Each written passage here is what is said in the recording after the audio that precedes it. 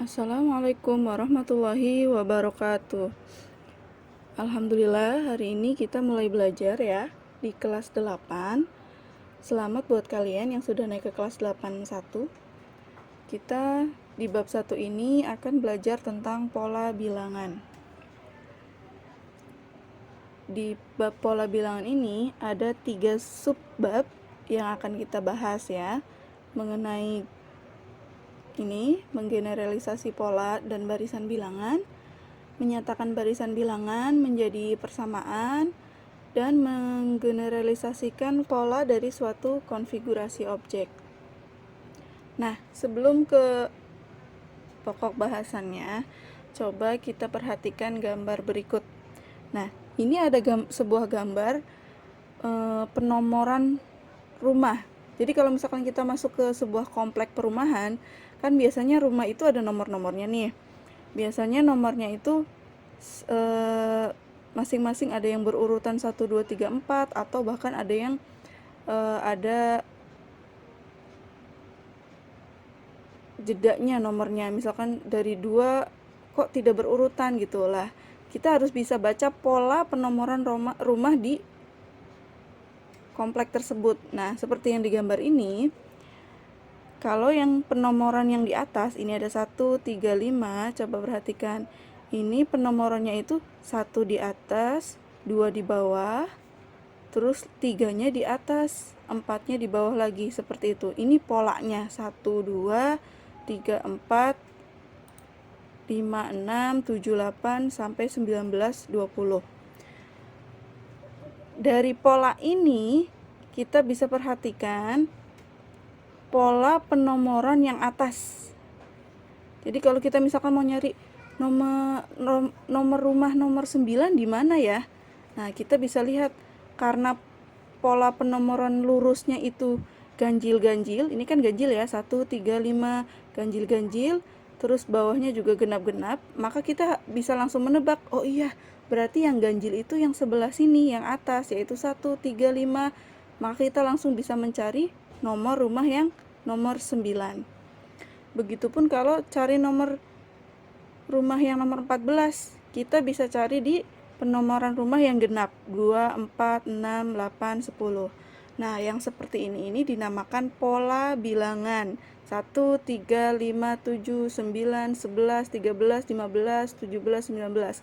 Nah, kira-kira setelah 19 ini berapa nomor rumahnya? Nah, kita bisa nebak nih, karena kita sudah tahu polanya. Dari sini kan ganjil semua. Maka nomor rumah setelah 19 itu adalah nomornya 21.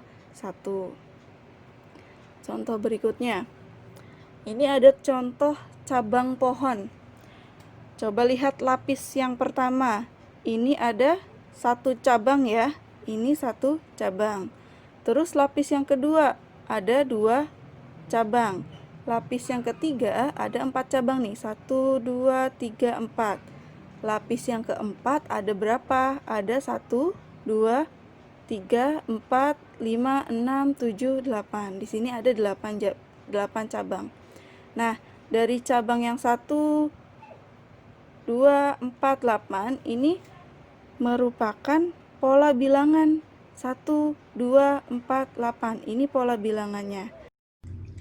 Dari kedua contoh tadi, kita akan bahas satu-satu pola apa yang ada di barisan-barisan atau pola bilangan yang tadi. Nah, kita lihat pola penomoran rumahnya itu 1, 3, 5, 7, 9, 11. Ini pola bilangannya atau barisan bilangannya 1 sampai 19. Nah, setelah 19 itu berapa?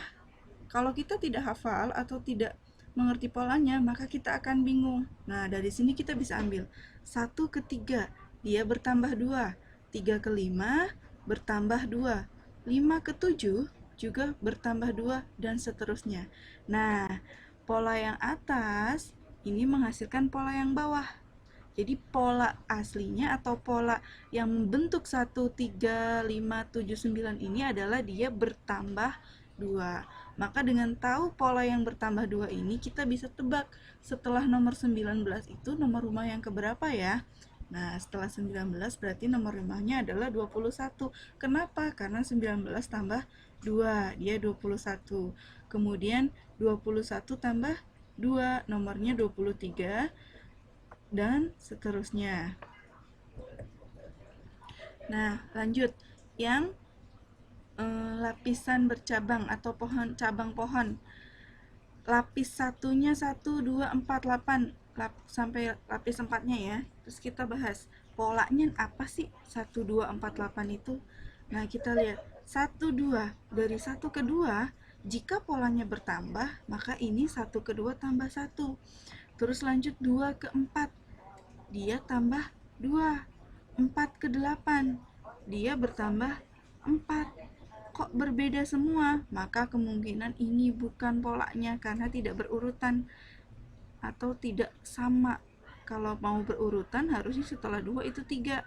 Kalau mau sama harusnya di sini 1, 1. Tapi ternyata ini beda, maka ini bukan polanya. Kita lihat ke yang berikutnya. 1, coba dikali 2. 1 kali 2, 2.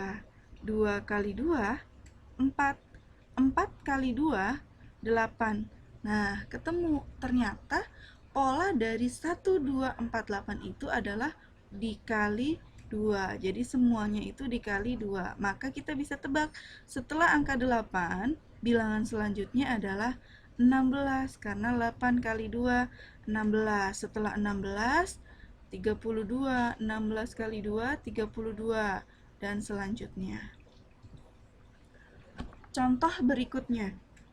Ini ada pola bilangan 1, 3, 6, 10, 15. Nah, pola apa yang kita cari atau yang harus kita temukan? Kita lihat 1 ke 3 bertambah 2, 3 ke 6 bertambah 3, 6 ke 10 bertambah 4, 10 ke 15 bertambah 5. Sudah ketemu polanya apa? Nah, iya benar. Jadi polanya itu ternyata di sini 2, 3, 4, 5. Maka setelah 5 ditambah 6. Kemudian 7, 8, 9. Jadi polanya itu adalah bilangan atau angka yang terus bertambah atau berurutan ke atas. 2, 3, 4, 5, 6, 7, 8, 9. Maka setelah 15, 15 tambah 6, 21. 21 tambah 7, 28. 28 tambah 8, 36. Lalu 36 tambah 9, 45, dan seterusnya. Contoh berikutnya. Ini polanya 27, 24, 21, dan 18. Nah, kita harus cari nih polanya apa. Ternyata 27 ke 24 itu berkurang. Nah, ini berarti berkurang ya. Terus 24 ke 21 juga berkurang. Kita harus cari tahu berkurangnya itu berkurang berapa. Ternyata berkurangnya adalah berkurang 3. 27 kurangi 3, 24.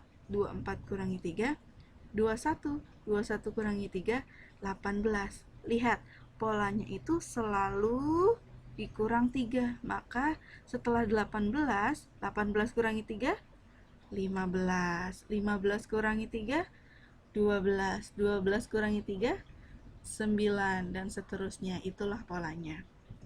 Kita lanjut ke ragam pola bilangan. Nah, coba perhatikan pola bilangan ini. Ini 1 ya. 1, sisinya 1, atas juga 1. Ini bawah sisinya 2, atas juga 2. Sisi yang bawah 3, yang atas juga 3. Ini sisi yang bawah ada 4, yang atas juga ada 4. Nah, pola bilangan yang seperti ini disebut pola bilangan persegi. Kenapa? Nah, karena di sini ya tadi Miss jelaskan ini 1, 1. Kalau persegi itu kan sisinya sama ya, maka dia besarnya panjang sisinya semuanya sama. Di sini 2, ini juga 2, sini 3, ini juga 3. Kemudian ini 4, ini juga 4. Ini namanya pola bilangan persegi. Nah, pola angkanya apa nih? Ini kan 1, 4, 9, 16. Polanya yang diperoleh adalah 1 kuadrat atau 1 kali 1, 1. 2 kuadrat, 2 kali 2, 4. 3 kuadrat, berarti 3 kali 3, 9. 4 kuadrat, 4 kali 4, 16. Nah, coba perhatikan. Ini kuadrat ya. Ini kuadrat, ini kuadrat, ini kuadrat. Kita sering menyebut misalkan luas persegi panjang ini adalah 15 cm persegi misalkan, atau 16 cm persegi. Nah, persegi itu kan disimbolkan pangkatnya 2 ya. Makanya ini disebutnya pola bilangan persegi. Nah, lanjut. Pola bilangan persegi panjang.